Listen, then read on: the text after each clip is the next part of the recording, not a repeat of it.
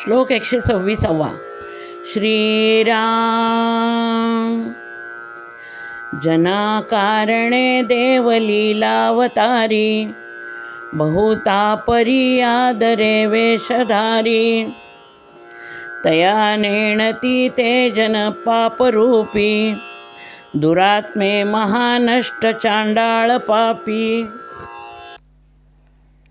श्रीराम अनंत वेश धारण करून विविध रूप घेऊन परमेश्वर आपल्या भक्तांसाठी अवतार घेतो. जनकल्याण आणि लोकांचा उद्धार व्हावा यासाठी त्यांची तळमळ असते आणि त्यासाठीच समर्थ म्हणतात की राघवाचा वर पावलो सत्वर, जनाचा उद्धार करावया.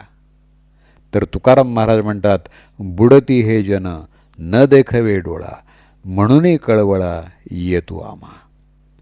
लोकांची दया येते म्हणून भगवंत येतो, हीच त्याची लीला आहे. अवतार कुठं कधी आणि कसा घ्यायचा हे ठरवणाराही तोच आहे. आणि म्हणूनच तर वेद शोधायला त्यानं मत्स्यावतार घेतला, प्रल्हादाला वाचवण्यासाठी नरसिंह अवतार घेतला. कुठूनही या धर्तीवरती सद्गुणांचं प्राबल्य टिकावं यासाठी परमेश्वर नेहमीच प्रयत्न करतो आणि या बदल्यात कशाचीही अपेक्षा करत नाही. त्याला फक्त अनन्य भक्ताची, ज्ञानी भक्ताची ओढ आहे. भक्तांचा योगक्षेम वाहणं, संतांचं संरक्षण करणं आणि धर्माचं संस्थापन करणं हे परमेश्वरानं आपलं कर्तव्य ठरवलेलं आहे. भक्ताची ईश्वराविषयीची ओढ जशी प्रसिद्ध आहे, तसंच ईश्वराचं भक्ताविषयीचं वात्सल्य अनेक रूपांनी प्रगट झालेलं आहे. बहुतापरी आदरे वेशधारी असं समर्थ म्हणतात. समर्थांचा शिष्य उद्धव याची परीक्षा पाहण्यासाठी हनुमंतानं एका म्हाताऱ्याचं रूप धारण केलं होतं. गाढवाचं रूप घेऊन त्यानं नाथांची परीक्षा पाहिली.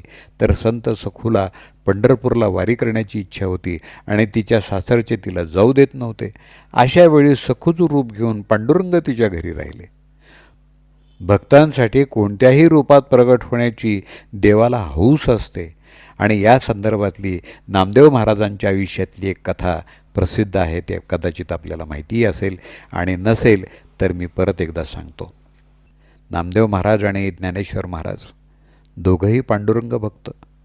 ज्ञानेश्वर माऊली एकदा नामदेव महाराजांना म्हणाले, हा जो भगवत भक्तीचा झेंडा आहे तो आपण भारतभर पसरवला पाहिजे आणि त्यानिमित्तानं मी प्रवचन करेन आणि तुम्ही कीर्तन करा, म्हणजे हा अध्यात्म प्रसार व्हायला मदत होईल.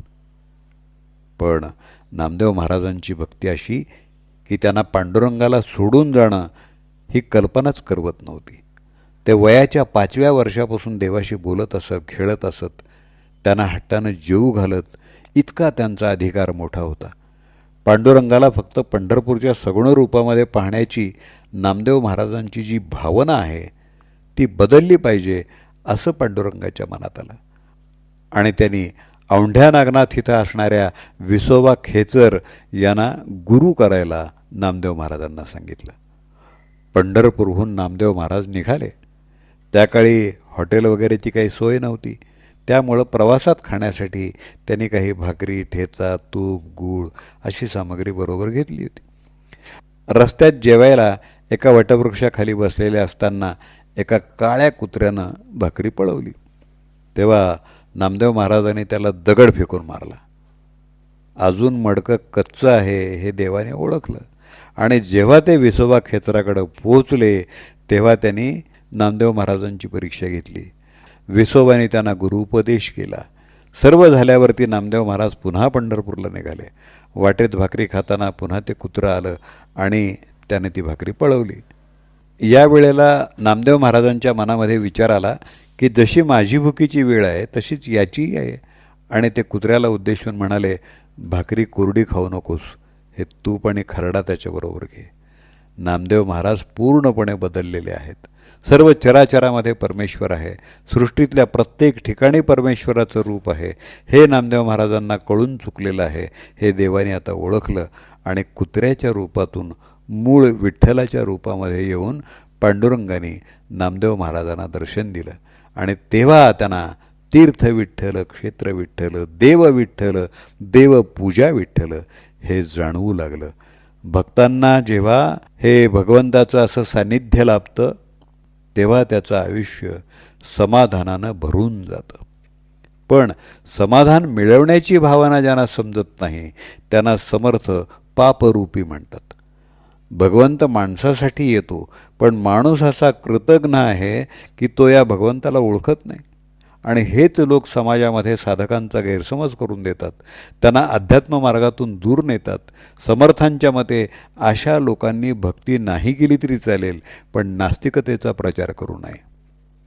या लोकांसाठी समर्थ दुरात्मे पापी असं म्हणतात. हे लोक स्वतःची हानी तर करून घेतातच, पण अनाचारानं फसवं तत्त्वज्ञान जनमानसामध्ये पसरवतात. त्यांना खोटी प्रलोभनं दाखवतात आणि विनाशाच्या मार्गाला नेतात. समर्थांना चांडाळ हा शब्द शिवीया अर्थानं वापरायचा नाही, तर पूर्वी फाशी देण्याचं किंवा शिरच्छेद करण्याचं काम चांडाळ या लोकांकडं होतं. ते काम करताना त्यांना यातना होत असत, मनातून दुःख होत असे. पण सरकारी नोकर असल्यामुळं त्यांच्या मनातली भावना त्यांना बाजूला ठेवावी लागायची आणि कठोरपणे त्यांना ते काम करावं लागत असे. आणि म्हणून समर्थ म्हणतात की परमेश्वराचं मोठेपण माहीत असूनही तू असा परमेश्वराला विसरतोस किंवा वाईट का वागतोस. महा हा शब्द नष्ट, चांडाळा, दुरात्मे, पापी या सर्वांसाठी वापरलेला आहे. दुर्योधनानं श्रीकृष्णाला शेवटपर्यंत गवळ्याचं पोर म्हणून हिणवलं. त्याला देवाचं मोठेपण कधीच कळलं नाही, कारण अशा लोकांचं पापच भगवंताला जाणून घेण्याच्या आड येत असतं. जय जय रघुवीर समर्थ. जनाकारणे देवलीलावतारी, बहुतापरी आदरे वेशधारी. तया नेणती ते जन पापरूपी, दुरात्मे महानष्ट चांडाळ पापी. श्रीराम.